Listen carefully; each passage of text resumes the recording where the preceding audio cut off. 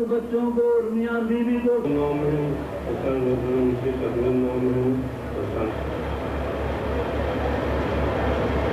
अपने हृदय मंदिर में अपने परम महाराज देव श्री सदगुरुदेव भगवान जी का ध्यान रखे बड़े प्रेम से और बहुत ऊंची आवाज के साथ आप गुरु महाराज जी के परम पावन नाम का जय घोष करेंगे। बोल जयकारा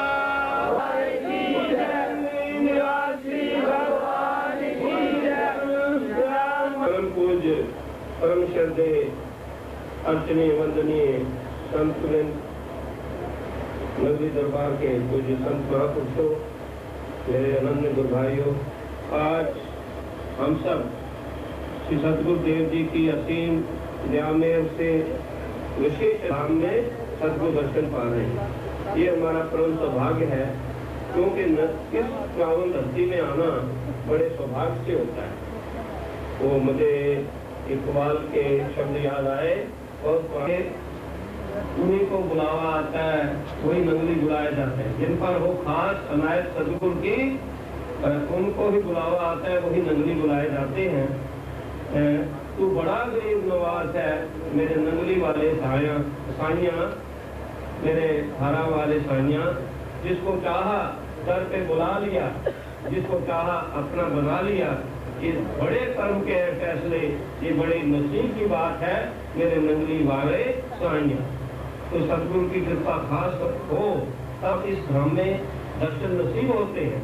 आप कम भाग्यशाली नहीं, भारत के कोने कोने से यहाँ पर आए हैं, इसलिए इस आस को संजोए हुए कि मालिक के दर्शन दीदार से अपने मन की मुरादें पूरी करेंगे।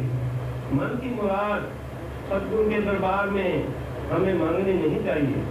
जो उनके सदगुरु शहंशाह के दरबारी चीजें हम मांगते हैं, जो किसी की नौकरी नहीं तो नौकरी लग जाए, संतान नहीं तो पुत्र पैदा हो जाए, धन नहीं तो धन मिल जाए, इन भावों से ग्रस्त होकर के यही हम कामनाएं लेकर सतगुरु के दरबार में कमी पाओ की नाए, बंदा मौज न पाओगी क्यों चाकरी माए।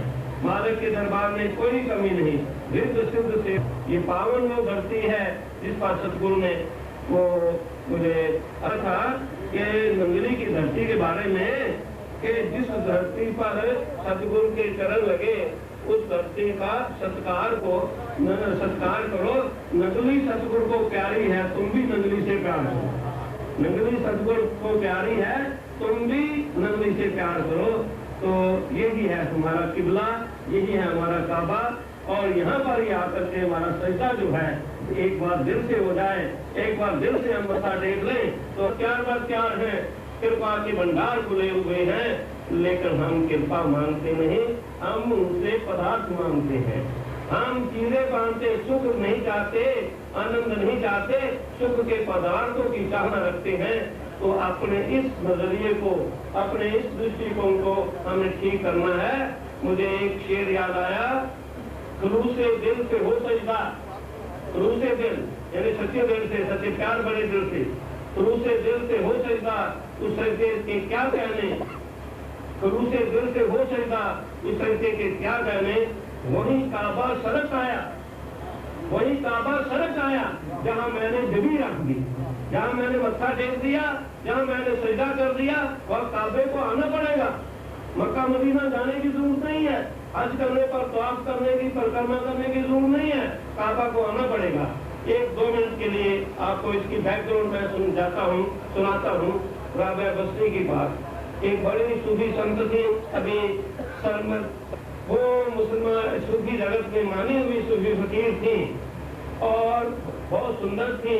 बचपन में डाकू उनको उठा करके ले गए राबिया बस्ती को और एक वैश्या के हाथ उसको बेच दिया। और वैश्या से उसके पास आता है और उससे कहते कि आओ हम मालिक के परवरदिगार के हजूर में सजदा अदा करें, नमाज अदा करें। उसके बाद तो उस समय राबिया बस्ती अपने मालिक के हजूर में ये प्रार्थना करती थी, ये विनती करती थी कि ऐ दो जहां के मालिक, जो मेरा काम था मैंने पूरा कर दिया, आगे आप काम करना आपका फर्ज है। तो ऐसी कृपा होती, उसकी फरियाद में इतना असर होता था, जो बात दिल से निकली हो वो असर रखती है, पर नहीं ताकते परवाज पर रखती है। जो दिल से दुआ निकली हो वो कभी रायगा नहीं, जुबान लाने की जरूरत नहीं, वो बैठे हुए गुरु गरीब नवाज सतगुरुदेव तो राबे बस्ती की फरियाद में ऐसा होता था कि उसकी नीयत बदल जाती थी, उसका जीवन बदल जाता था और जिंदगी बदल जाती थी और एक नेक और सच्चा इंसान और उनके चरणों में सजदा करके वो वापस जाता था। ये है राबे बस्ती की बात। चलिए अभी आपने सुना कि रोजे रखे जाते हैं रमजान के महीने में और उसके बाद ईद मनाई जाती है और अभी वो नमाज की बात आप सुन रहे थे तो होती है कि हम बार बार यहाँ पर हैं। तो एक शेर मुझे याद आया कि रिंदों की नजर में मैं खाना, रिंदों की नजर में मैं खाना काबे से भी बढ़कर होता है। रिंदों की नजर में मैं खाना काबे से भी बढ़कर होता है। साकी का, यहाँ पर साकी का शब्द नहीं है, नंगली का हर फेरा 100 हज के बराबर होता है। नंगली का हर फेरा 100 हज के बराबर होता है। रिंदों की नजर में मैं खाना काबे से भी बढ़कर होता है। तो सदगुरु के दीवानों की नजर में मैं खाना जो है वही है नंगली का मैं खाना। और साकी कौन है? हमारे सदगुरुदेव। वो निगाहों से बुलाते हैं, नजरों से बुलाते हैं, शहादत की शराब वो कहते हैं कि प्याले से नहीं और वो नजरों से बुलाई जाती। वो भी एक शेर है। तो राजा बस्ती की भी ख्वाहिश हुई कि मैं हज करूं और उसमें रोजे भी रखे और रोजा रखती थी सारा दिन और इतनी उसमें मोहताजी थी, इतनी गरीबी थी कि 4 दिन तक उनको कुछ नसीब खाने को नहीं हुआ और 5वें दिन किसी पड़ोसी को ब्याह आ गई और उसने सब्जी का एक कटोरा उसको दे दिया। अब उन्होंने कहा कि शाम हो गए और मैं रोजा उस समय खोलूंगी, चलो आज मालिक की कृपा हो गई है कि मुझे नसीब हो गया है तो मालिक यही से मौज है। तो अब रोटी अपने ही पाँव की ठोकर से मैं चिराग जला लूं, मैं दीपक प्रज्वलित कर लूं तो उसके बाद मैं रोजा खोलूंगी। तो अपने ही पाँव की ठोकर से वो प्याला जो था वो जमीन पर गिर गया और वो सब्जी खत्म। इतने में बिल्ली आई और उसने वो जो मटका था ना पानी का सुराई थी ना वो उसे उठा दी, पानी भी बिखर गया। उस समय बर्दाश्त से बाहर हो गया। तो उस समय उसने क्या पुकार की, ऐ दो जहां के मालिक, एक बूढ़ी औरत से ये मजाक ठीक नहीं। ऐ दो जहां के मालिक, एक बूढ़ी से औरत से ये मजाक ठीक नहीं। तो उस समय आवाज क्या आई, ऐ राबे बस्ती अगर तू चाहे तो मैं 2 जहां की नेमतें तुझे अता कर दूं और अपनी बंदगी, अपना प्यार है वो अपनी मोहब्बत तेरे दिल से जुदा कर लूं। तो उस समय उसने क्या फरियाद की और हर गुरुभक्त की ये फरियाद होनी चाहिए, ये 2 जहां की नेमतें उसे बख्श दे जो तलब करे। ये 2 जहां की नेमतें उसे बख्श दे जो तलब करे। मुझे बंदगी का शऊर दे, तेरी बंदगी मेरा काम है। शऊर मैंने सलीका तरीका शऊर हासिल हो जाए। तो सलमान उसके मंसूर के बारे में कहते थे कि मंसूर ने अनल हक कहा और उसको चूली पर लटकाया गया। तो किसी ने उसके ऊपर कमेंट किया है कि आशिकों में आशिक मंसूर बेशऊर था, उसको सलीके वाला नहीं कहा। आशिकों में आशिक मंसूर बेफितना था कि फिर मैंने खुदा को पा लिया। तो आशिकों में आशिक मंसूर बेशऊर उसको कहा गया है। तो खुद खुदा को पा लिया तो कहना जरूर था। तो राबे बस्ती उन्होंने ये कहा कि ये सौदा मुझे मंजूर नहीं है।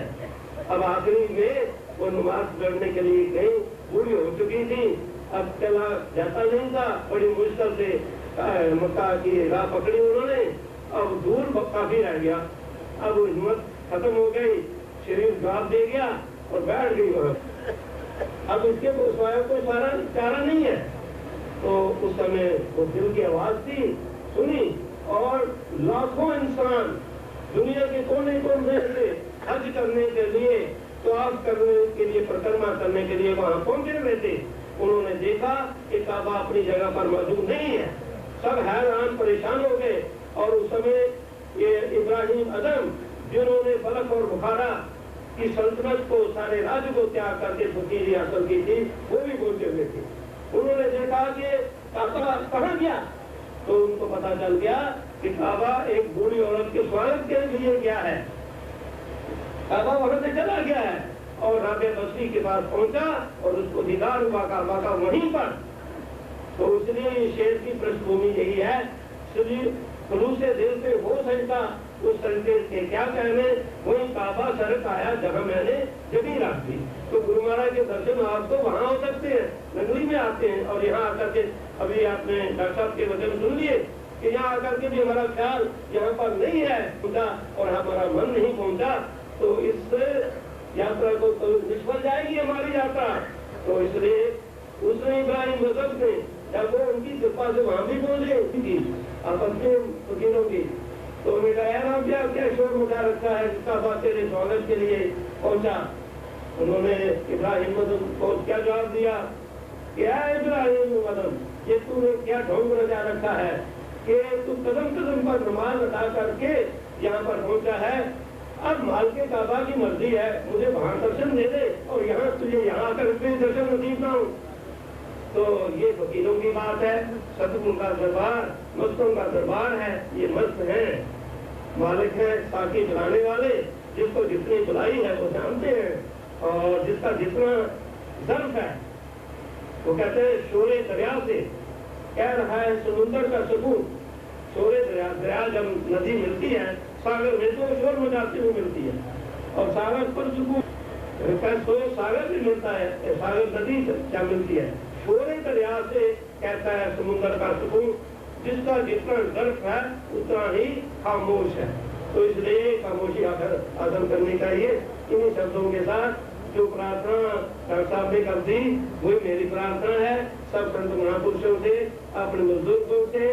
ये सब वहाँ पर वो नहीं आ रहे क्योंकि उनके डॉक्टर ने इजाजत नहीं दी और मेडिकली और वो फिट भी नहीं है। जब उनको मिलने के लिए उनको एडवाइस करने के लिए गए थे उस समय ही उनकी स्थिति ऐसी थी, 4 आदमी उनको पकड़ करके लाए थे उस कमरे में जहाँ उन्हें बुलाया गया। तो इसलिए उस समय उन्होंने कहा कि मुझे डॉक्टर ने एडवाइस की तो भाई कार तो मैं आ नहीं सकता, भाई ट्रेन आऊंगा स्पेशल। तो वो देहरादून एक्सप्रेस के बारे में सोचा था हमने, लेकिन फिर उन्होंने स्टेशन छोड़ने की इजाजत नहीं दी डॉक्टर ने। उनका मैसेज संदेश आया, तो वो संदेश पढ़ करके सुनाया जाएगा। मदन लाल जी खुराना दिल्ली से 6:15 बजे चलेंगे, यहाँ पर पहुंचेंगे। तो वहाँ पर अस्पताल में जितनी भी जगह है बाहर, वहाँ पर बाहरी जो है उद्घाटन समारोह की व्यवस्था है, उसमें पुरुषों का स्वागत अभिनंदन है। वो समय पर आ जाएं, 7:30 बजे का समय है।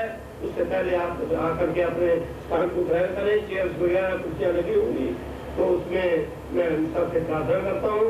और आप सबके लिए क्योंकि स्थान जितना वहाँ है उनके लिए आपसे मुझे जरूरत नहीं हो रही, खास नहीं पड़ रहा, आप आए, आपका अस्पताल है। लेकिन वो सेरेमनी क्योंकि सिक्योरिटी वाले भी बार चक्कर काट रहे हैं, यहाँ पर भी आएंगे, गुरु मंदिर गुरुवार के दर्शन करेंगे और उसके बाद वापस जाएंगे। और वहाँ से तो आप सबसे विनती है आप आए, जहाँ शरण आपको मिले वो आपका अस्पताल है, गुरु महाराज का नाम का है, व्यक्ति विशेष की बात नहीं है। तो इन शब्दों के साथ और अनुचित के लिए क्षमा हो जाएगा। नहीं होना चाहिए, गुरु महाराज का हमारे गुरु महाराज का भंडारा है और संगत को सुविधा नहीं होनी चाहिए। तो आपके जो फ्लीट है, जो कारें आएंगी ना चीफ मिनिस्टर की, पहले वो स्कार्ट गाड़ी होती है, वो रास्ता बनाती जाती है। तो जो ट्रैफिक एक तरफ होकर के, क्योंकि अब डबल रोड एक तरह से है, 2 गाड़ी एक साथ निकल सकती है, तो वो एक तरफ होकर के रास्ता दे देंगी, लेकिन ट्रैफिक आप बंद मत करें। और उन्होंने इस बात को मान लिया, स्वीकार कर लिया है। तो बाकी वो इंतजाम उनकी जिम्मेदारी है, गवर्नमेंट की तरफ से लगी हुई ड्यूटी है, तो वो उसमें तो अपना भी कोई दखल नहीं है। संत महापुरुषों के लिए मैंने विनती की है कि उनको अस्पताल में कोई रुकावट न डाली जाए सिक्योरिटी की वजह से। तो मैं वहाँ आपका जो मेन गेट है वहीं पर आज सबके स्वागत, और डॉक्टर साहब भी होंगे मेरे पास साथ, तो आप सब वहाँ पर दर्शन दें।